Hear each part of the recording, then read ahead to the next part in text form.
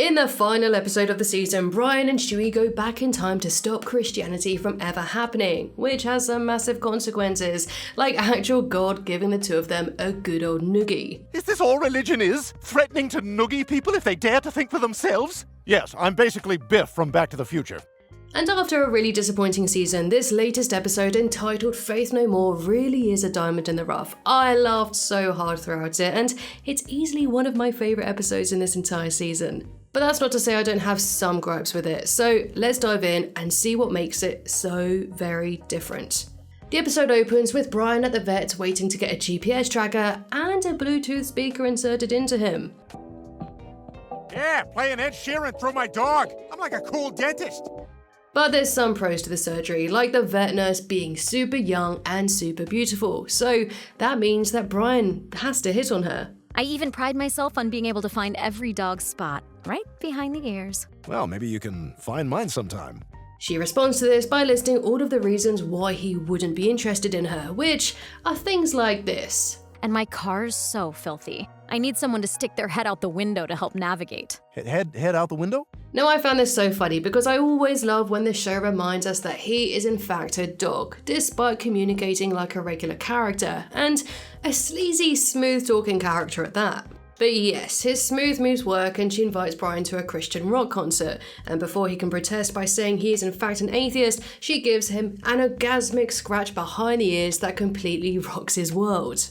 I'm not a big fan of anything but Jesus. He's the best. As we all know, Brian will say and do anything just to hump her leg, so he pretends to be a devout Christian, which is hardly the first time Brian has lied in order to get into a woman's pants. Like, do we remember that time where he lied about being a dog to a blind woman? Wow, you're really a true gentleman. Yep, not too many of us left.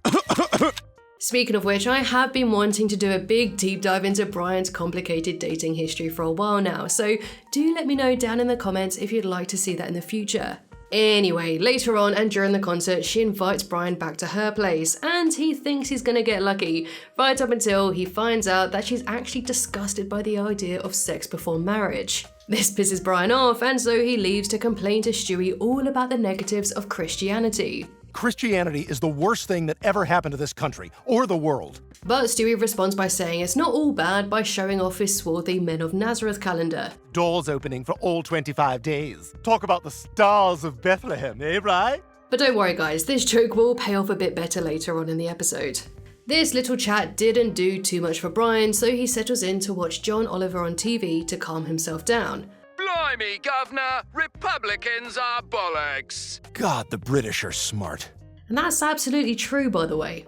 After some thought, Brian gets the bright idea to completely get rid of Christianity once and for all by using Stewie's time machine. But you don't need Stewie's time machine to travel back in time. Like, did you know you could travel to a fantasy medieval yesteryear with Raid Shadow Legends?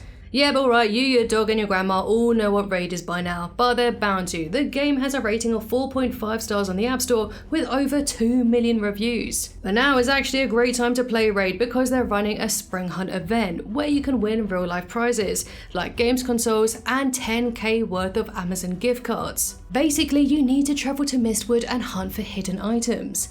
This is by downloading Raid to get your Raid ID using specifically my link down below in the description. Go to springhunt.plarium.com on your PC or phone and then enter your Raid ID and start your search. Raid also hosts Community Week events for new and existing players.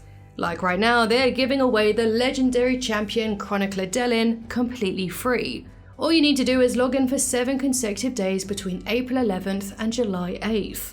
But best of all though, to get you started, the team at Raid have given me special access to a special starter pack just for you. This comes with the epic champion Tyrell from the High Elves faction, and then Rector Drath once you reach level 25. So to get them, simply download Raid using my custom link down below or scan this QR code. And then enter promo code SPRINGHUNT24 once you're in. Come find me under the name Lydia Lovelace and join my clan Lydia's Legends, and let's be legends together. If you go directly through the app stores, unfortunately you won't get my special starter pack. So if you want to start playing, click my link down below. So Brian finds himself in 30 AD Israel, and almost immediately his Bluetooth speaker starts playing. What the hell? Has anyone seen Brian? I want to shred it to Lizzo. Oh yeah, I'm that bitch. Also, side note, hard relate to Peter here because I also can't do anything on the treadmill without some kind of pop diva blasting in my earhole. I just can't, it's impossible. It's after this that Stewie manages to locate Brian using his tracker and so warns him not to mess with time, right before he's quickly distracted by one of the swarthy men.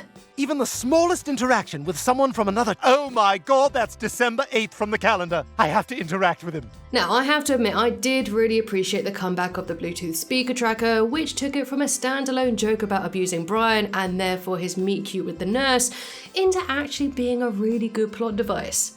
Nicely done. Wow, that's a good chip.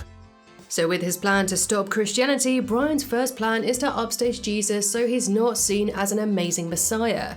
So when Jesus stands up on a mount to give a speech, Brian stands up on an even higher one. Nice mount. He's on a higher hill, which shows more confidence. And then when Jesus turns water into wine for a wedding, Brian brings in a photo booth. Okay, fine, a photo booth is better.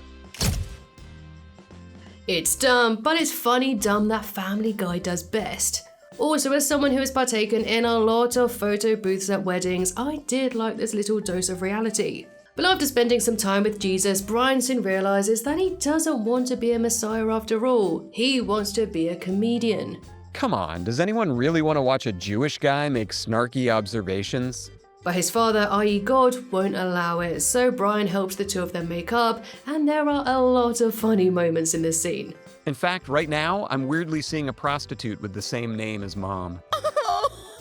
Therefore, Jesus finally gets God's blessing to be a comedian, and he puts on his first ever stand-up show at the Colosseum. And so we get a 1.5-minute scene of Jesus just doing stand-up, but I do have to say I enjoyed it. And my mom's a virgin. That's fun. Yeah, when I was a teenager, I had to give her the talk. And the jokes weren't dumb, it felt like a proper stand-up set. They flowed, and they were layered with actual historical references. But then we almost immediately cut to Jesus being crucified, not because of any religious reasons, but because he told an offensive joke. He told a joke about Assyrians on a college campus. This first millennial generation is very sensitive. But anyway, Brian had successfully eliminated Christianity, so he and Stewie return home to find that things are a little different. Basically, the entire world is now Jewish. Because Christianity never happened, Judaism became the dominant faith, and I have zero problem with that. The present is mostly the same, except for a few slight changes, like joke and walk. Shalom, Brian. Boy, this town has good medical care. And Mort's voice has changed. Millennia of not running from people has made me remarkably confident and relaxed. As well as a few other things. Morning, Griffins. It's me, your neighbor, Sammy Davis Brown Jr. Now, this is hardly the first time that Family Guy has done a story about going back in time and changing the present, because they did it all the way back in Season 5's Meet the Quagmires. And in Season 10's Back to the Pilot, where Brian stops 9/11 from happening. And then in Season 11's Life of Brian, where after giving the Native Americans guns, everyone was then Native American in the present.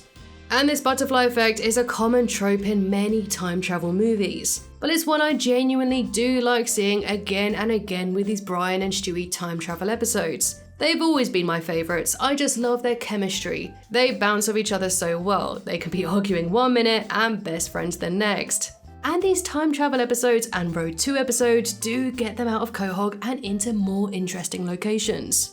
So, getting back to the plot, and at first Brian and Stewie are loving being Jewish, right up until this moment. It's almost sundown, so let's turn off our devices and walk 3 miles to temple. What? Ha! So, to remove Judaism too, Stewie goes back in time to stop Moses from getting the 10 Commandments. I gave Moses $20 to walk away. And before you say anything, that was a lot of money back then. Anyone would have done it. This works, and so there is absolutely no religion at all in the world. Hey guys, who does Mel Gibson hate? All of his ex-wives, but no generalized group.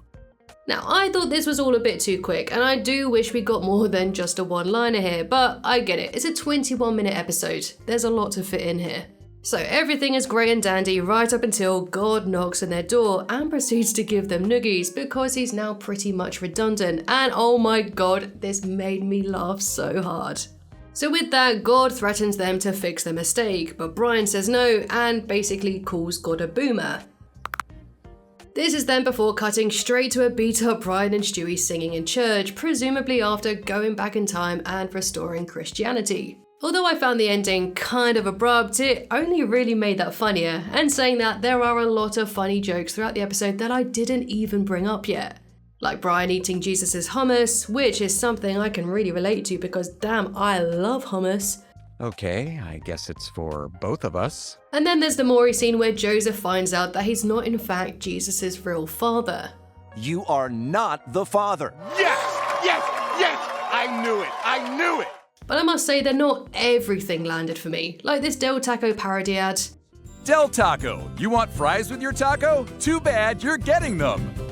This cutaway of Jewish Columbus. We did it. We discovered New York, Miami, and Filene's basement. Yay! Slack!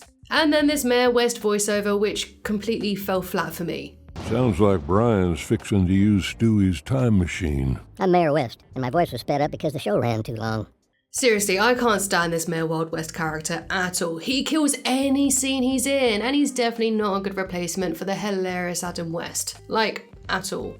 But for me personally, the positives definitely outweigh the negatives. And after a really disappointing season, I'm so glad they ended it on a really high note.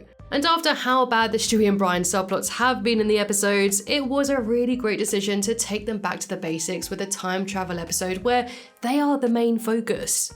Now, I wasn't sure whether or not to give this 4 stars or 5 stars because genuinely, I really did enjoy it, but I just don't think it's as good as the other time travel episodes or the Road 2 episodes.